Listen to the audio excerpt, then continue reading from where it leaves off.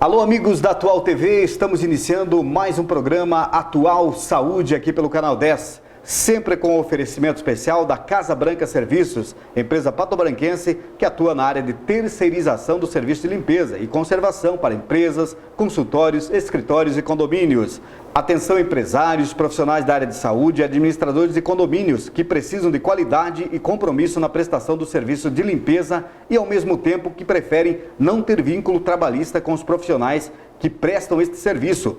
Todos os profissionais da equipe da Casa Branca Serviços são devidamente registrados pela mesma e cumprem rigorosamente a legislação. Entre em contato com a Casa Branca Serviços, telefone 3025-5152, está no Uno Shopping, aqui em Pato Branco.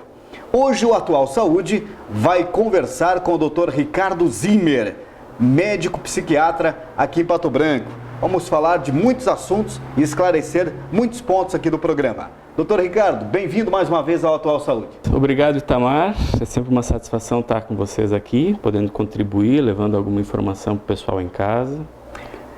Vamos começar o programa, doutor Ricardo.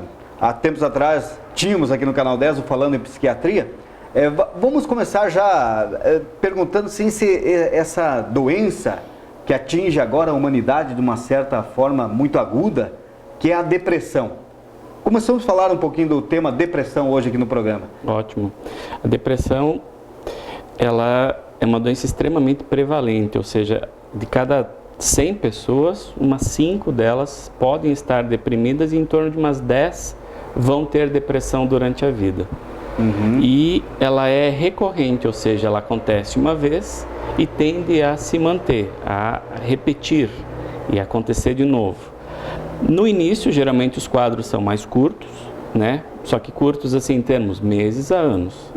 E se você tem um episódio, você tem 50% de chance de ter um segundo.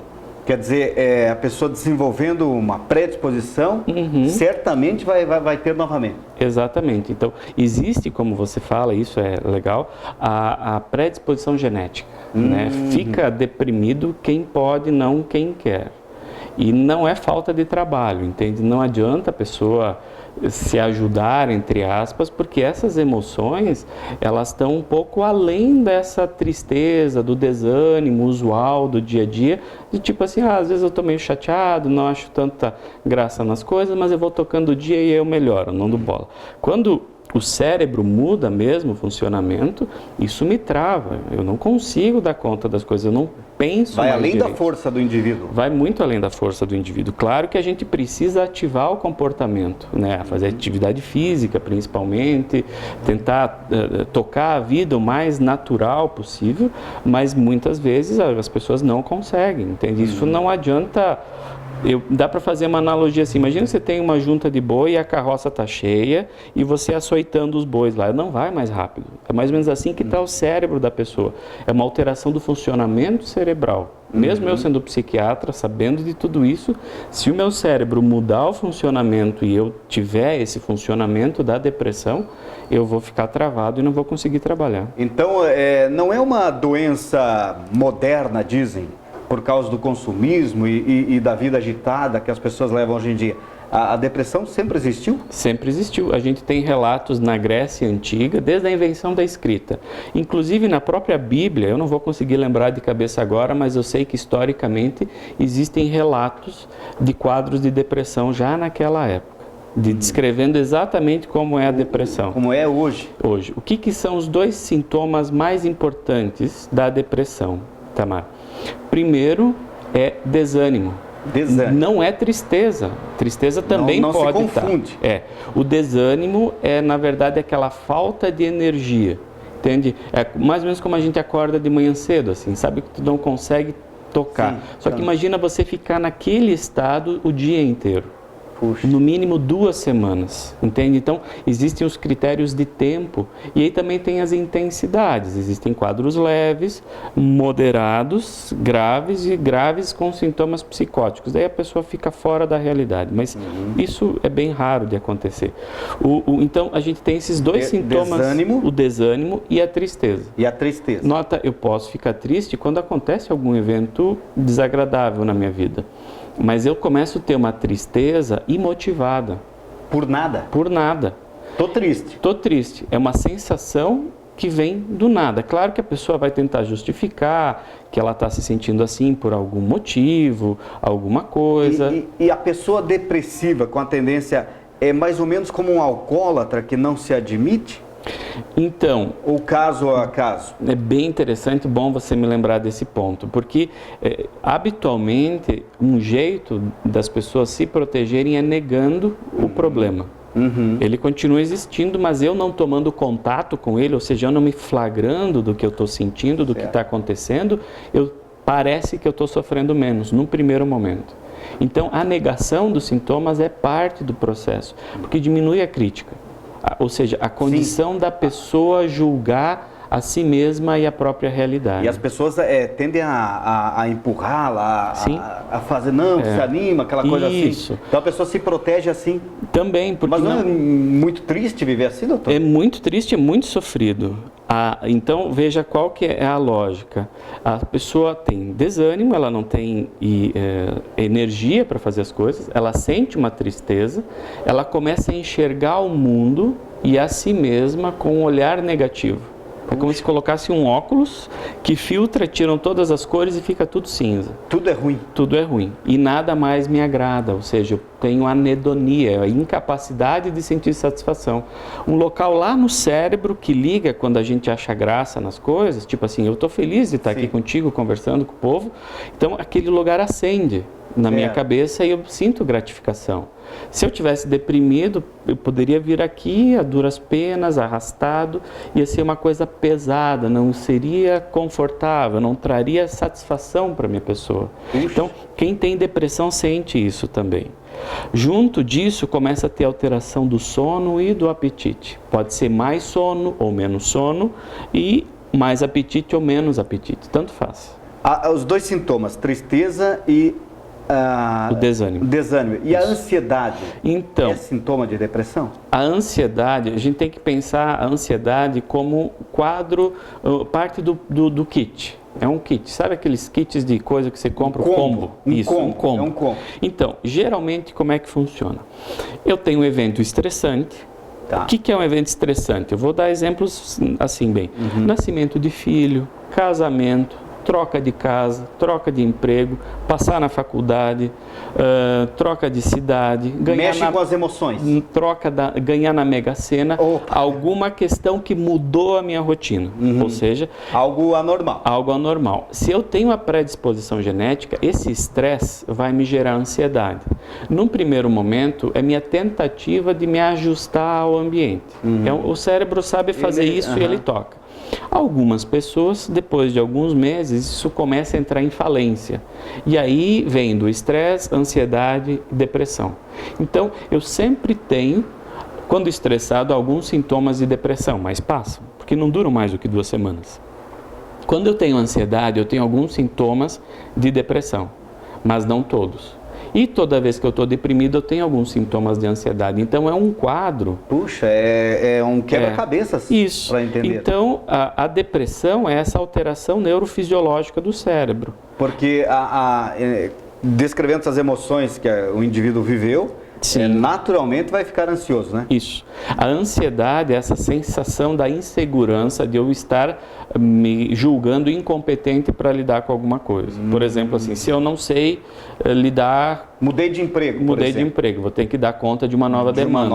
Aumenta a ansiedade, eu fico estressado, me ajuda a me adaptar ali. Numa normalidade de uma pessoa que não tem a depressão, vai passar em 2 semanas, mais ou menos, um mês? Isso, e aí isso é funcional e fisiológico, me ajuda. Entende? Existem formas da gente manejar isso, que as pessoas podem, atividade física, meditação, são coisas naturais que ajudam bastante a melhorar minha resposta a estresse, mas para algumas pessoas o estresse crônico acaba desenvolvendo quadros de depressão. Puxa, é ali que começa então. Aí a origem é exógena, a gente diz que vem de fora. Mas existe também a depressão endógena, que não acontece nada e que de repente começa a ligar os sintomas. Né? Tem correlação com idade, a depressão? Tem. Algumas idades são mais críticas, algumas situações são mais críticas. Quem que a gente tem que prestar bastante atenção com depressão? Geralmente são os extremos. a início da adolescência e idosos. Mulheres em menopausa também, porque a alteração dos hormônios, né, a queda dos hormônios nas mulheres na menopausa, elas ajudam muito a ligar a depressão. A pessoa fica mais nervosa, mais irritada, né? E olha, é interessante isso, falar isto, a adolescência. Adolescência, exato. Muito perigoso, então. Por conta de que os sintomas às vezes não são tanto desânimos ou tristeza, mas mais irritabilidade. Essa irritabilidade no adolescente, ele às vezes não está tão triste, não está tão desanimado. Mas eles são irritados, né? Isso. É que habitualmente, por conta da mudança hormonal, a gente acaba desenvolvendo mais o quadro. Ah, é isso. Aí tem queda no rendimento escolar, baixa do autoestima, começam a ter alguns comportamentos inadequados, se expõem mais em situações de risco. E até o perigo de ficar vulnerável a drogas, né? Principalmente, porque essa inquietação que a emoção traz, a minha incapacidade de julgar adequadamente a situação, ou mesmo quando eu estou muito triste ou desanimado, eu não vejo muito futuro, o que eu tenho, por exemplo, a perder em usar drogas? Pelo contrário, vai me dar um alento. E isso ajuda a gente, então, a predispor ao uso de substâncias. Então, fica até o alerta para nós, pais, né?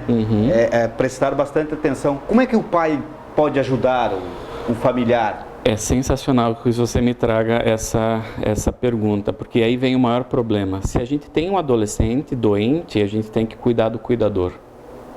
Cuidar do cuidador. Que pode ser a mãe ou o pai. E aí fere o nosso narcisismo, né? Porque imagina eu, quanto pai ou mãe, eu vou ter que me tratar para ajudar meu filho. Como é que é melhor, mais fácil lidar com essa situação? Negar que eu estou ruim. E aí eu acabo aumentando o problema. Puxa. Então, toda vez que me trazem crianças ou adolescentes, eu acabo tendo que encaminhar para tratamento também o conjunto. O conjunto, é o combo. Porque o adolescente ou a criança, eles ficam muito ligados ao cuidador, né?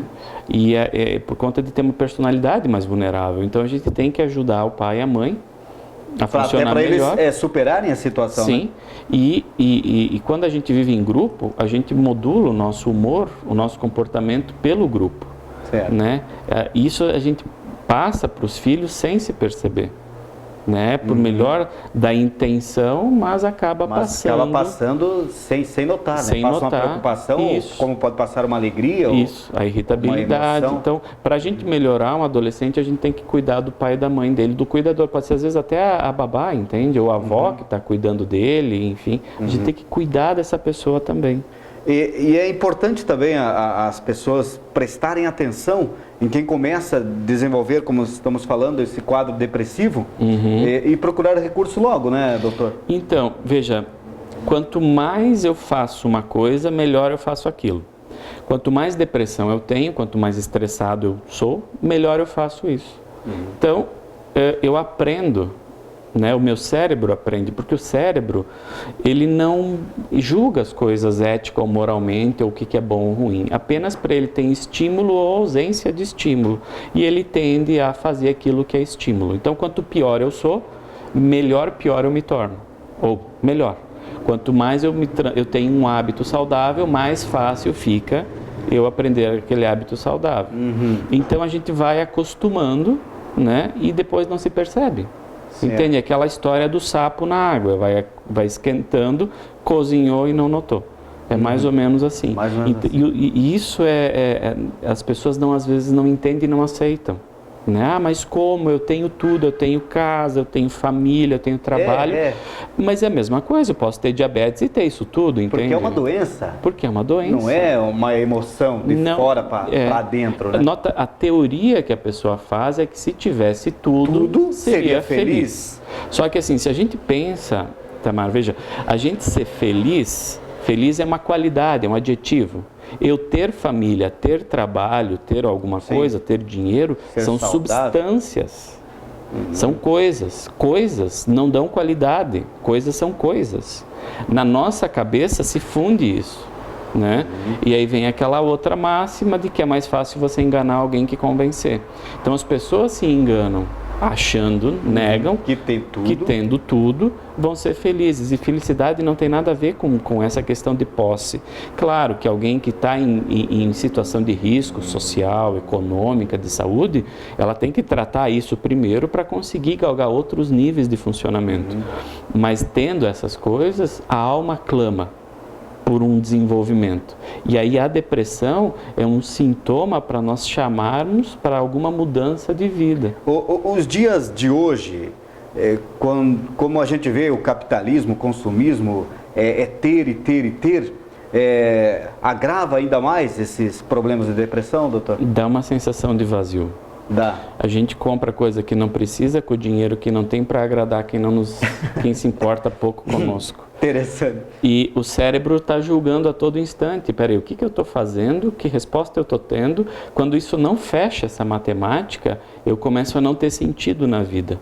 Isso tem chego muitas pessoas para mim no consultório com essa crise existencial. E elas estão sem chão. Porque não é a religião que vai dar conta disso também.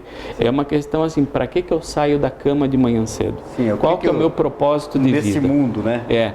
O que eu vim fazer aqui? O jeito de responder isso é justamente a gente se calando.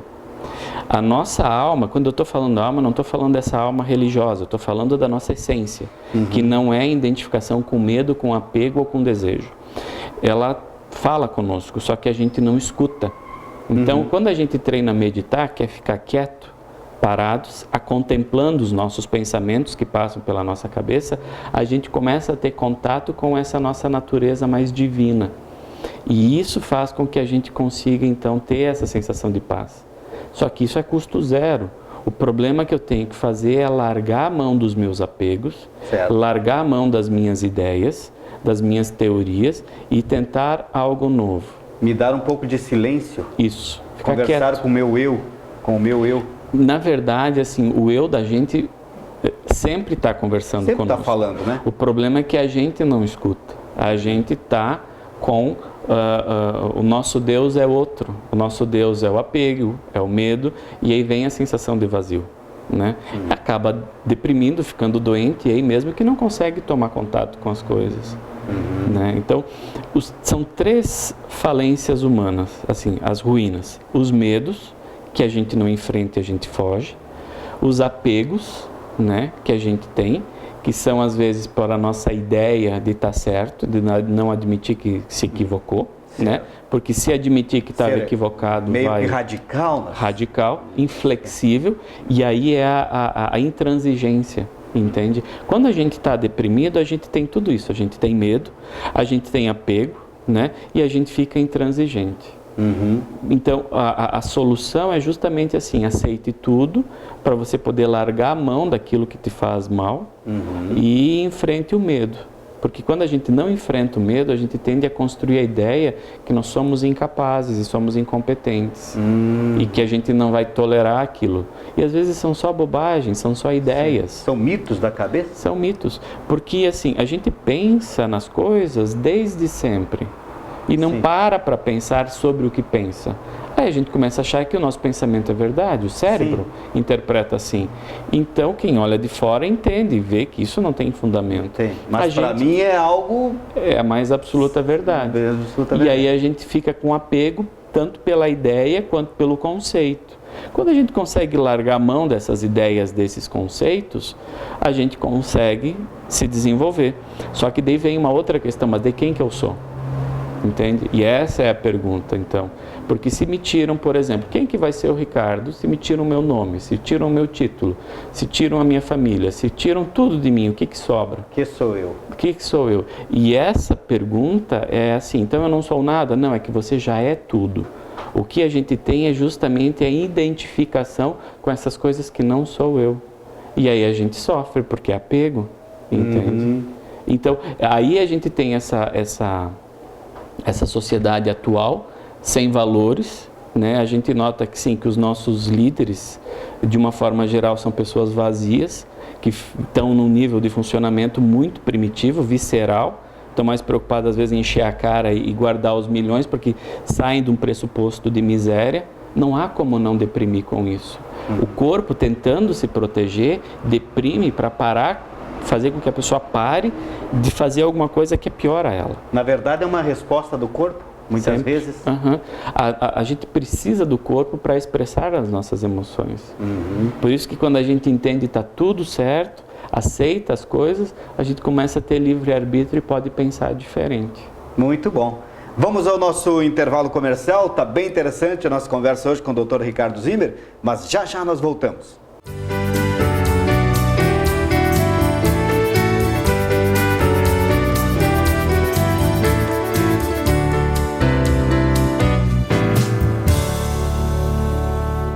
Formado pela Universidade Federal do Paraná, o Dr. Henrique Mochizuki tem especialização em cirurgia da coluna vertebral, além de ortopedia e traumatologia, com especializações nos Estados Unidos e Hospital das Clínicas em Curitiba. Dr. Henrique Mochizuki, ortopedia, traumatologia e cirurgia da coluna. Avenida Brasil 450, edifício Max Saúde, anexo ao Instituto Mussi de Ortopedia e Traumatologia. Fone 3220-2848. Urovita, Centro Avançado de Urologia, Dr. Leandro Pinot, laser para tratamento do cálculo renal, doenças da próstata e aparelho urinário, tratamento da impotência sexual e infertilidade e estudo urodinâmico. Urovita, Centro Avançado de Urologia, Rua Dr. Silvio Vidal 175, no Centro Médico Dr. Silvio Vidal, primeiro andar, fone 3025-4740. Dr. André Beregaray, neurocirurgião, neurologia clínica e neurocirurgia, tratamentos de patologia do crânio e coluna, tratamentos de doenças neurológicas, cefaleias, epilepsia, AVC, tumores de crânio e coluna. Dr. André Beregaray, consultório na Rua Dr. Silvio Vidal 175, quarto andar, fone 3025-1996.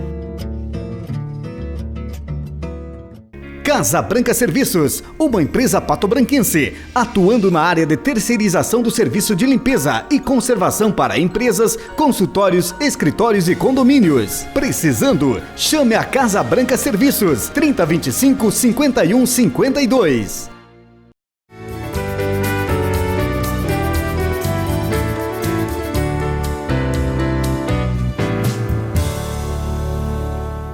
Estamos voltando com o nosso programa Atual Saúde aqui do Canal 10, aqui na força da Casa Branca Serviços, empresa patobranquense, atuando na área de terceirização de serviço de limpeza e conservação para empresas, consultórios, escritórios e condomínio. É um novo trabalho sendo desenvolvido aqui em Pato Branco. Entre em contato no 3025-5152 ou no Facebook, também instalado no Uno Shopping aqui em Pato Branco, Casa Branca Serviços. Doutor Ricardo, falamos no bloco anterior todos os problemas e, enfim, da causa da depressão, e a medicina, claro que evoluiu, como tudo na vida evolui. Hoje temos tratamentos eficazes para a depressão? Temos. Eu vejo que em psiquiatria a gente consegue ter as melhores respostas de tratamento. Por exemplo, uma garantia, uma chance de 80% da pessoa melhorar 80% dos sintomas em 2 meses. Em apenas 2 meses? 2 meses. Então, para isso, para um tratamento de depressão, o que ajuda? Algumas mudanças de hábitos, né? Uso adequado e em doses corretas e de uma medicação de qualidade, que você vai ter que ajustar para cada pessoa. Então, habitualmente existe uma linha base de tratamento, a gente começa com determinada classe de remédio, conforme a resposta vai acontecendo, a gente vai tendo que ajustar. Então, o remédio não vicia, isso o pessoal tem que entender. O que acontece? O cérebro vicia na depressão.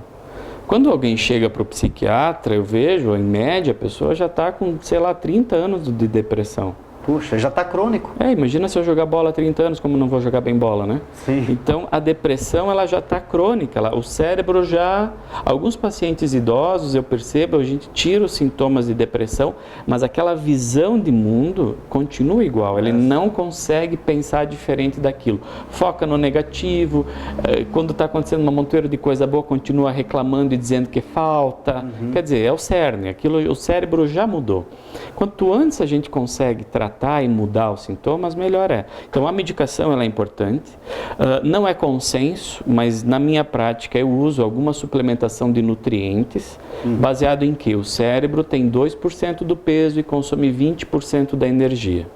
Então você imagina que você tivesse 20% dos carros andando só em 2% das ruas de Pato Branco. O estrago que aquela rua não ia sofrer. Sim. Então a gente precisa de vitaminas, de alguns nutrientes para fazer a reparação. Como as pessoas estão vivendo mais, elas estão comendo mais e pior, comendo muito carboidrato, que é arroz, feijão, massa, batata, elas não comem frutas, verduras, não comem alimentos nutritivos, esse excesso de carboidrato é tóxico para o cérebro, né? A médio e longo prazo isso aumenta os números de demência, de senilidade, etc. Então é necessário fazer uma mudança alimentar também. E uma das coisas que mais impacta na melhora cerebral é atividade física regular. Atividade física. E eu brinco, eu tenho um número de consultas no consultório que passa já de 5 mil nesses anos todos. E eu estou procurando um paciente que venha na segunda consulta ruim fazendo atividade física. Não tem. Sério? Ninguém vem. Olha, gente, né? que o Dr. Zimmer está falando com mais de 5 mil consultas. O que não vem uma segunda vez quem pratica atividade física. Então tá provado, né? Assim, a pessoa vem ruim na segunda consulta sem praticar atividade física. Sem praticar. Algumas pessoas melhoram sem fazer. Algumas. Mas a média de todos os que vêm na segunda consulta e tão ruim, não estão 100%, não estão praticando atividade eles física. não estão fazendo adequadamente. Essa atividade física, claro, tem que respeitar a condição cardíaca, do corpo, né? o limite do corpo, a idade, mas é musculação 2 vezes por semana no mínimo e caminhadas de 40 a 60 minutos diariamente. Não é? Sem isso, sem a gente cuidar dessa parte orgânica, a gente não consegue ter um cérebro saudável. É interessante, então, até a gente ressaltar sempre isso, né? Começa com uma leve caminhada. Claro. Pode explicar melhor, doutor, o que o cérebro, o que libera no cérebro essa atividade física? Existe o fator de crescimento neuronal. Pensa que os neurônios fossem plantas e o cérebro um jardim. Esse fator de crescimento neuronal não é nem a água nem o adubo, é o jardineiro que tira o que tem que tirar, que coloca a quantidade certa, que organiza o jardim. Então imagina o impacto que a gente tem do jardineiro no jardim, é atividade física cuidando do nosso... Fazendo a caminhada, você contratou o jardineiro para cuidar do seu cérebro. Exato. Só que o jardineiro não resolve uma vez por semana, ele precisa ir diariamente. Exato. E isso depois de uns 2 ou 3 meses você tem o jardim adequado. Mas é uma questão de hábito, né? Hábito. É hábito. Tudo é hábito. Eu vi o Dr. Drauzio Varela numa entrevista falando, ele acorda às 5 da manhã para fazer a sua caminhada. Né? Então o doutor fazendo isso, que ele sabe. Né? É a cachaçinha dele. Se ele não tomar aquilo, ele vai... É um hábito como você levanta, escova os dentes, vai ao banheiro, toma banho. Tem que ter esse hábito. Exatamente. Você pode tirar 1 hora por dia para cuidar do seu corpo, né? Precisa, né? Precisa. E eu pergunto para as pessoas, quem que é o ser humano mais importante do mundo? Aí me falam a família, filho. É você mesmo, né? Sou eu. É você. Se eu não tiver legal, eu vou dar problema para minha esposa em casa, para minha filha, enfim, para os meus pacientes. Eu brinco assim, um pouco de egoísmo é como sal. Né? Muito sal é estéril, a comida não nutre. Sem sal a insossa também não ajuda. Então aquele pouquinho ajuda para a gente conseguir ficar melhor. Esse pouquinho de egoísmo que devemos ter é a tua autoestima também, né? Sim, é o autocuidado. Só que aí o que acontece que as pessoas se preocupam tanto com os outros? Qual que é o ganho que elas têm em fazer isso? É uma certa perversidade contra si mesmo, porque quando eu olho o problema dos outros, eu não preciso olhar o meu. Exato. Então é menos oneroso, eu sofro menos fazendo isso. Mas a médio e longo prazo, claro que não é um negócio bom. Isso não adianta, né? E se comparar porque o outro... E é do ser humano, né? Me comparar com um que está abaixo de mim, né? Para me sentir melhor. Isso também é cerebral. É cerebral. Isso é um mecanismo de defesa. Falar mal dos outros é um jeito de eu conseguir negar a minha baixa autoestima, quer dizer, negar o meu problema, tentando nivelar os outros por baixo. Porque eu não estou falando mal do outro, eu estou falando mal de mim mesmo. Sim. Só que o outro segura um espelho que eu coloquei para ele segurar, para eu ver uma parte minha que eu não gosto. Puxa vida. Então, quando o Pedro está falando do Paulo, Pedro está falando de Pedro, não está falando de Paulo. Eu não tenho nada a ver com o que falam de mim. Isso é da pessoa que está falando, né? Então, problema dos outros. E no caso da depressão, tem uma linha de tratamento para com certeza tem de um grau mais leve certo. até... E chega a casos extremos chega. Às vezes, de loucura? Sim, eu tenho alguns pacientes que me são encaminhados para a gente fazer eletroconvulsoterapia que estão há 3, 5 anos com depressão sem melhorar. Nossa. Então, a eletroconvulsoterapia a gente faz no hospital, o paciente está anestesiado, a gente faz uma descarga elétrica pelo cérebro que ativa todos os neurônios para que desligue a depressão. Pense que se você tivesse o teu computador ligado muitos programas, ele está travado, ele não responde, você digita, não faz o texto. Você dá um reset nele, ele desliga e liga novamente funcionando adequadamente. Isso para os casos graves e refratários. Os quadros moderados, né, eles respondem muito bem, que são a grande maioria, com psicoterapia e remédio. E essas mudanças, atividade física, a meditação é extremamente benéfica. O que seria a meditação? Vamos tentar explicar para o pessoal isso. É a pessoa sentar, como a gente está aqui, fechar os olhos, respirar calmamente, tentar relaxar ao máximo o corpo possível, não brigar com os pensamentos, deixar a mente falar tudo o que ela tem que falar, pensar tudo o que ela tem que pensar e focar só no aqui e agora do corpo relaxado e da respiração calma. Só isso. Não tem que zerar pensamento, não tem que... nada disso. Só acompanha e presta atenção no aqui e agora. E fica assim 20, 60 minutos. Eu tenho por hábito fazer isso 2 até 3 vezes por dia. Para mim, que já faço há algum tempo, eu noto que eu demoro em torno de uns 30 minutos para minha mente cansar. Aí depois a gente entra num estado quase de êxtase. Isso no consultório tem uma orientação? Eu passo para as pessoas, mas é simples como eu estou dizendo assim. Sentado num ambiente calmo, sem ter barulho, coisas assim, não precisa colocar musiquinha, nada. Fecha os olhos, relaxa, respira e acompanha os pensamentos. Deixa a mente gritar, xingar, fazer as coisas mentalmente, como se você estivesse assistindo um filme, entende? Você não se identifica com aquilo. Eu não sei, são só imagens. Eu, nas minhas caminhadas, eu consigo. Sim. Gosto muito de caminhar sozinho. Só caminho sozinho. E sinto que esses pensamentos né, faz ajuda bastante. Você fica quase num estado de meditação. Só que para o meu cérebro entrar nas ondas alfa, tem que ser de olhos fechados. É uma questão bem neurofisiológica. Certo. Se a gente liga um eletroencéfalo no cérebro da pessoa, ali na calota craniana, existe até uma forma de você ensinar a pessoa a entrar mais rápido nisso, que é o neurofeedback. Quando a pessoa está naquela frequência que a gente determina, a máquina lhe dá o retorno, pode ser às vezes por um vídeo, alguma coisa, né? Aí quando você fica naquela concentração, você tem determinado onda e aí o eletroencéfalo consegue ver isso e te dá a resposta adequada. Esses os casos moderados. E os casos leves? Os casos leves, psicoterapia, medicamento também? Pode também, dependendo da situação, do histórico do paciente e da preferência dele, né? Mas honestamente, casos leves, possivelmente não procura o psiquiatra. Isso acaba deixando cronificar e quando vem, a coisa já está mais... É pior, né? É pior. É mais grave.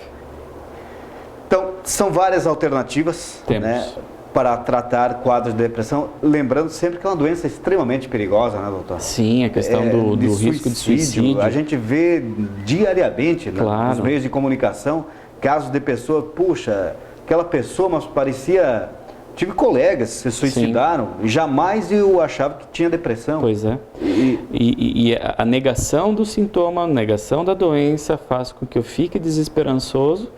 Pensa assim, então, a minha visão negativa de mundo, nada me dá satisfação. Eu não valho mais nada, porque a autoestima cai. Amanhã vai ser pior, não perco nada morrendo, eu vou parar de sofrer. Essa é a lógica de quem se suicida.